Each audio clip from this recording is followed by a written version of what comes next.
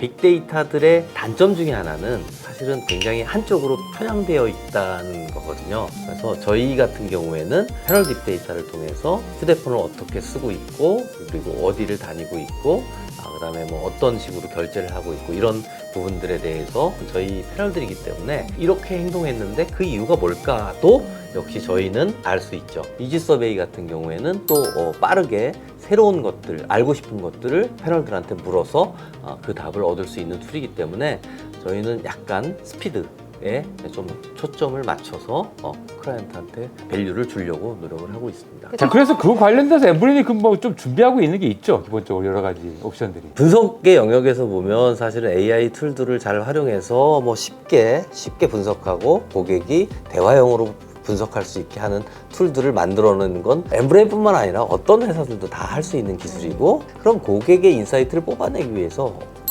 어떤 데이터를 만들어 줘야 되느냐가 가장 중요하다고 판단을 하거든요. 그래서 저희는 좀 더 집중하고 있는 분야가 바로 딥데이터라는 분야이고요. 딥데이터뿐만 아니라 고객의 태도를 알 수 있는 서베이 툴, 예를 들면 빨리 할 수 있는 이지 서베이와 같은 쉽고 빠르고 저렴하게 할 수 있는 툴들을 개발하는 데 좀 집중을 하고 있습니다. 저희 딥데이터 같은 경우에는 빅데이터들이 많은데, 빅데이터들의 단점 중에 하나는 사실은 굉장히 한쪽으로 편향되어 있다는 거거든요. 통신사 같은 경우에는 통신 데이터는 엄청나게 많지만 통신 데이터 이외에 뭐 카드 결제 데이터나 뭐 이런 것들은 알 수가 없는 거죠. 그래서 저희 같은 경우에는 패널 딥데이터를 통해서 휴대폰을 어떻게 쓰고 있고, 그리고 어디를 다니고 있고, 그다음에 뭐 어떤 식으로 결제를 하고 있고, 이런 부분들에 대해서 300여 가지의 프로파일 정보뿐만 아니라 그걸 같이 모으고 있고요. 실제로 이런 딥데이터를 제공하는 패널들은 저희 패널들이기 때문에 이렇게 행동했는데 그 이유가 뭘까도 역시 저희는 알 수 있죠. 이게 굳이 일반 리서치가 아니라 이지 서베이만의 장점 같은 게 더 있을까요? 이지 서베이 장점은 뭐 사실은 일반 리서치의 경쟁력이라고 하는 거는 결국은 뭐 시간, 비용 뭐 이런 것들이 될 거고, 그 다음에 이제 한동안 많이 유행했던 가성비라는 얘기가 있잖아요. 그래서 실제로 고객이 지불하는 비용과 고객의 일정과 이런 것들을 감안했을 때 퀵하게 할 수 있는 정해진 틀 내에서 한다면 아주 퀵하게 뭐 48시간 이내에 결과를 받아볼 수 있는 그런 툴이라고 생각하시면 됩니다. 지금 굉장히 중요한 자산을 3가지 정도 가지고 있잖아요. 네. 구매 딥데이터, 패널 딥데이터, 이지 서베이, 그다음에 180만이 되는 엄청 패널. 요걸 통해 가지고 AI 시대에 이걸 자산을 어떻게 진화해 가실 생각이신지.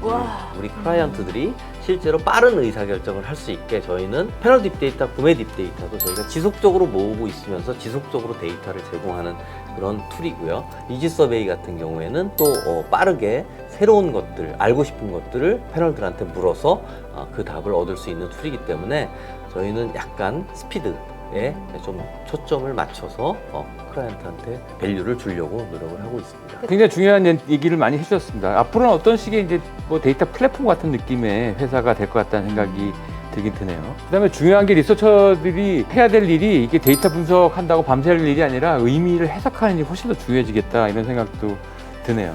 고객 입장에서 리서치를 하고 싶다고 했을 때 내가 갖고 있는 예산이 있을 거 아니겠어요. 근데 그 예산이 적을 수도 있고 뭐 100만 원일 수도 있고 뭐 1억이 될 수도 있는데 100만 원짜리 고객도 엠브레인에 문을 두드려도 되나요? 30만 원, 50만 원도 환영입니다. 예산이 없는 상태에서도 뭔가 고객에 대해서 궁금한 게 있을 때 그걸 해결할 수 있도록 도와주는 툴이 바로 이지 서베이이기 때문에, 이지 서베이로 그렇게 할 수 있는 거는 프로세스를 자동화하고 실제로 그 분석을 AI 툴을 가지고 분석을 해서 자동 리포트를 내기 때문에 연구원들의 인건비가 적게 들어가거든요. 그러니까 사실은 굉장히 저가에 고객들한테 그 정보를 공급을 할 수가 있는 거죠. 자, 오늘은 엄청 충격적인 얘기였지만 의미 있는 얘기, 요거 꼭 귀담아서 들으셔야 할 것 같아요. 업계도 그렇고 업계 바깥에서 이 마케팅 시장 전체로 봤을 때 굉장히 중요한 인사이트를 담고 있는 컨텐츠인 것 같고요. 충격적이지만 무거운 얘기를 갖고 나오신 최인수 대표님, 오늘 어려운 인터뷰 감사드립니다.